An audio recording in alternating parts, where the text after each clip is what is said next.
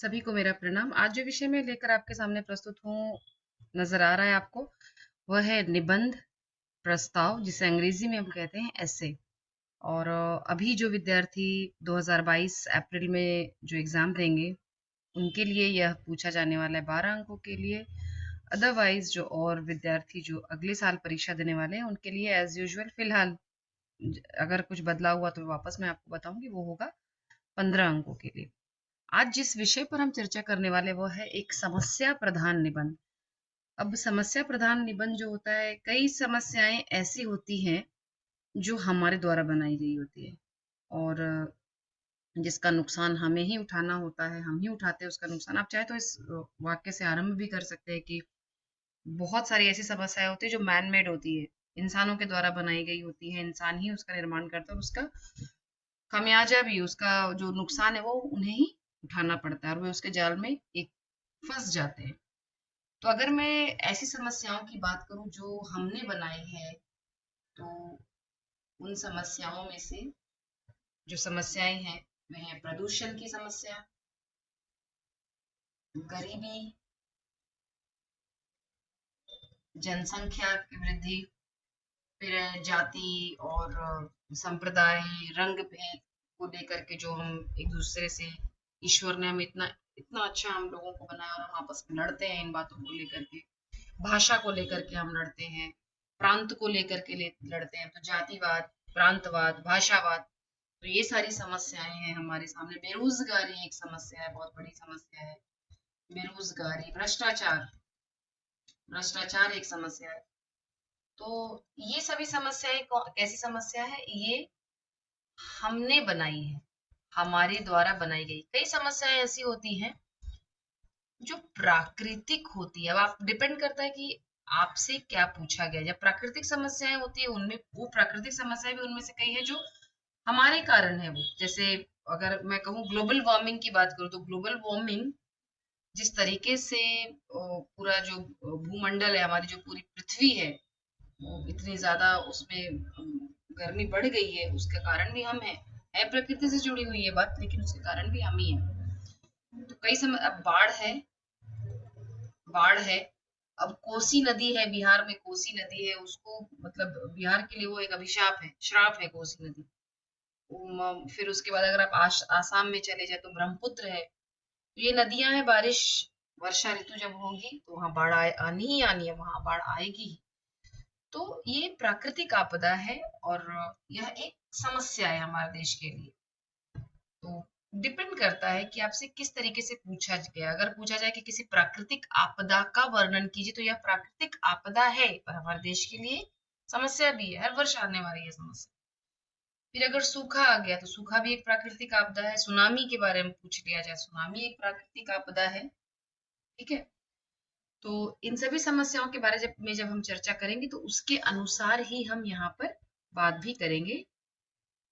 तो आइए हम देखते हैं क्या क्या समस्याएं हैं। जैसा कि नजर आ रहा है आपको यहाँ स्क्रीन पर, गरीबी की समस्या, आतंकवाद की समस्या, नारी शोषण की समस्या, भ्रष्टाचार, प्रदूषण की समस्या, पानी की समस्या, पेयजल की समस्या, बेरोजगारी की समस्या, आरक्षण, आरक्षण की समस्या है।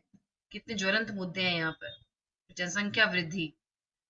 तो इन सभी समस्याओं, तो अगर आपसे प्रश्न पूछा जाए कि भारत की किसी समस्या के बारे में वर्णन कीजिए, तो आप इनमें से किसी एक समस्या के बारे में आप चुन सकते हैं और चुनकर वर्णन कर सकते हैं। अगर प्रश्न पूछा जाता है आपसे कि भारत कौन कौन सी समस्याओं, किन किन समस्याओं का सामना कर रहा है, और किन समस्याओं के कारण भारत आज भी प्रगति की ओर कदम नहीं बढ़ा पा रहा, तो आप इन सभी समस्याओं की यहाँ पर चर्चा करेंगे। तो मैं दूसरे वाले प्रश्न के बारे में आप उसके अनुसार मैं चर्चा करने वाली हूँ यहाँ पर। तो भारत की प्रमुख समस्याएं क्या है? गरीबी और बेरोजगारी, जनसंख्या वृद्धि।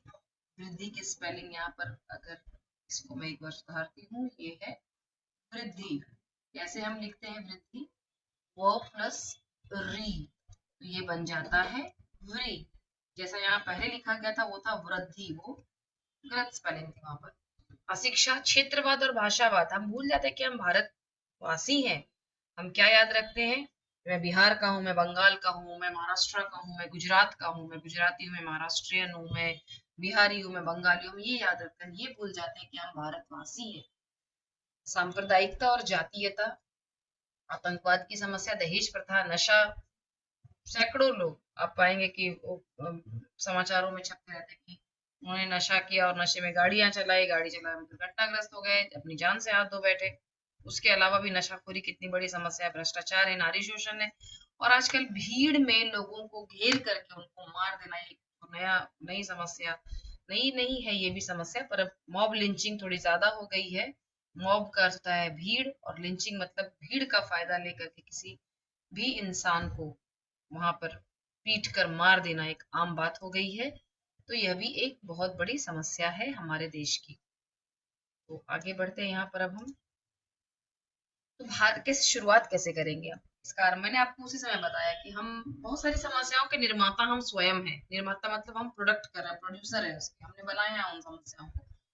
तो उन समस्याओं के निर्माता भी हम स्वयं में है, हम हैं, और उसका नुकसान भी हमें ही भुगतना पड़ेगा। तो भारत एक विशाल देश है। भारत देश उत्तर से लेकर दक्षिण तक और पूर्व से लेकर पश्चिम तक विभिन्नता से भरा हुआ है।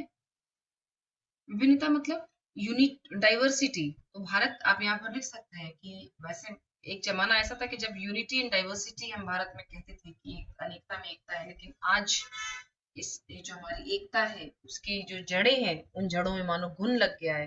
क्यों घुन लग गया है? क्योंकि हम आपस में इतना लड़ते हैं, प्रांतवाद को लेकर, भाषा को लेकर, जाति को लेकर के। तो विशाल और विभिन्न देश होने के नाते भारत की प्रजा को किसी न किसी प्रकार की समस्या, भारत की जो प्रजा है वह किसी न किसी समस्या से जकड़ी हुई है, ऐसा कहना बिल्कुल गलत नहीं होगा। तो अभी अभी जो जितनी इतनी सारी मैंने समस्याएं आपको बताई है, तो उन देखिए यहाँ पर कुछ स्पेलिंग मिस्टेक्स मैंने आपको पहले ही बताया है कि जब हम बदलते हैं इसे पीडीएफ में बदलते हैं, या जब हम एंटर की दबाते हैं तो कई स्पेलिंग ऑटो चेंज हो जाते हैं। तो यह कहना बिल्कुल गलत नहीं होगा कि हमारा देश समस्या प्रधान देश है। क्यों मैंने कहा समस्या प्रधान? क्योंकि अभी अभी मैंने आपको बताया कि किन समस्याओं से हमारा जो देश है वह घिरा हुआ है, इसीलिए हमारा देश जो है वह समस्या प्रधान देश है। तो वैसे तो भारत देश में अनगिनत समस्याएं हैं, बहुत सारी समस्याएं हैं, लेकिन उनमें से भाषावाद, संप्रदायवाद, प्रांतवाद, गरीबी, बेरोजगारी, बढ़ती हुई जनसंख्या, निरक्षरता, भ्रष्टाचार, महंगाई जैसी बहुत सारी समस्याएं, इसके अलावा अंधविश्वास, दहेज प्रथा, नशाखोरी, महिलाओं की सुरक्षा की जब मैं बात करती हूँ तो नारी शोषण, एक्सप्लॉयटेशन ऑफ विमेन, आतंकवाद जैसी सामाजिक समस्याएं भी भारत को घेरे हुए हैं। तो जब आप ना थोड़ा सा यहाँ पर प्रेजेंस ऑफ माइंड, जो आपको भगवान ने बुद्धि दी है, उस बुद्धि का अच्छी तरह से प्रयोग करेंगे। क्या पूछा गया है? क्या आपकी परीक्षा में बेरोजगारी है? बेरोजगारी पर लिखिए। जनसंख्या है, जनसंख्या पर लिखिए। अगर ओवरऑल पूरी समस्याओं पर है तो उस समस्या पर लिखिए। अपने दिमाग का जो ईश्वर ने इतनी बुद्धि दी है आपको, उसका उपयोग कीजिए। तो देश में कई समस्या आजादी के समय से चली आ रही, जो लगातार बढ़ती ही जा रही है। भारत एक धर्मनिरपेक्ष देश है। यहाँ लोग अलग अलग भाषा बोलते हैं, यहाँ विभिन्न जाति, संप्रदाय और संस्कृति के लोग एक साथ रहते हैं।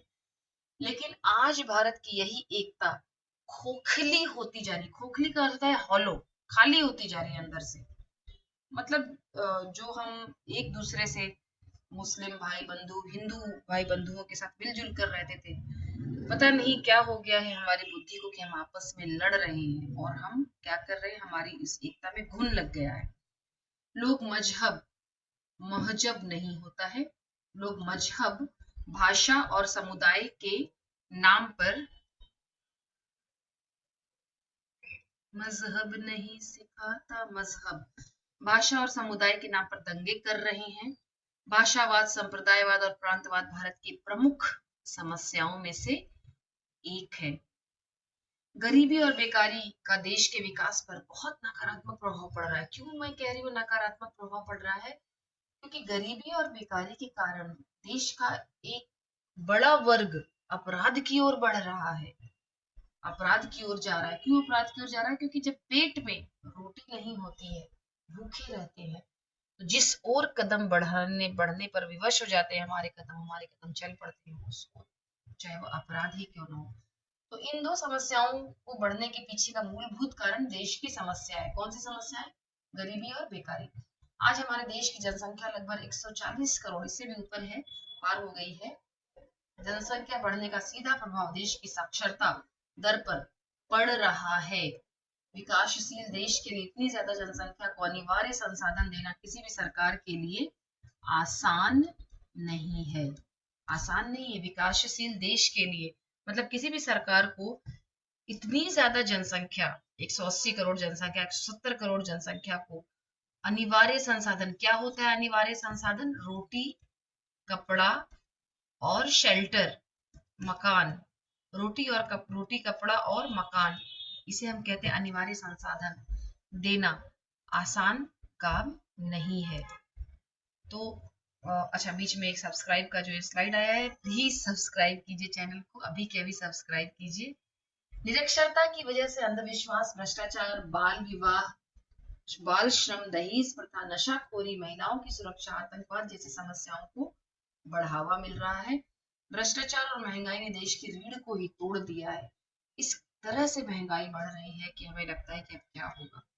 भ्रष्टाचार को बड़े बड़े राजकीय नेता, मंत्री, अधिकारी, व्यापारी और सरकारी कर्मचारी जैसे शिक्षित लोग बढ़ावा दे रहे हैं। जब आप पढ़ते हैं कहानी बात अठन्नी की, तो आपने देखा है वहां पर शिक्षित लोग, कौन है शिक्षित लोग? रसीला का जो शोषण कर रहे हैं। जगत सिंह, कौन है जगत सिंह? इंजीनियर के पद पर है। फिर शेख सलीमुद्दीन कौन है? न्यायाधीश के पद पर है। तो शिक्षित लोग बढ़ावा दे रहे हैं। महंगाई की वजह से, महंगाई में चंद्र बिंदु है ह के ऊपर, आम आदमी भी अपनी जो बेसिक नेसेसिटीज है, प्राथमिक जरूरतें हैं, उसको भी वह पूरा नहीं कर पा रहा है। बढ़ती हुई समस्या का सीधा प्रभाव हमारे देश की जो फाइनेंशियल कंडीशन है उस पर पड़ रहा है, अर्थतंत्र पर पड़ रहा है। देश की जनता के बीच एकता कमजोर पड़ती नजर आ रही है। सभी समस्याओं को, यहाँ पर समस्याएं नहीं होगा, यहाँ पर होगा समस्याओं को नेस्तनाबूद कर देना। सभी समस्याओं को जड़ से खत्म करना, नाबूद की जगह मैं लिख रही हूँ यहाँ पर सभी समस्याओं का निर्मूलन कर देना हमारे लिए संभव नहीं है। लेकिन अगर हम एकजुट होकर सोचे तो भारत की हम छोटी छोटी समस्याओं पर हम काबू पा सकते हैं, और इस तरह से भारत किसी भी विकसित राष्ट्र से भारत आगे निकल सकता है, जरूर निकल सकता है। तो बच्चों, मैं आशा करती हूँ कि आपको यह प्रस्ताव जरूर समझ में आएगा, और लिखित अभ्यास जरूर कीजिए, और रट्टा मत मारिए, रटिए मत, समझिए कि मैंने क्या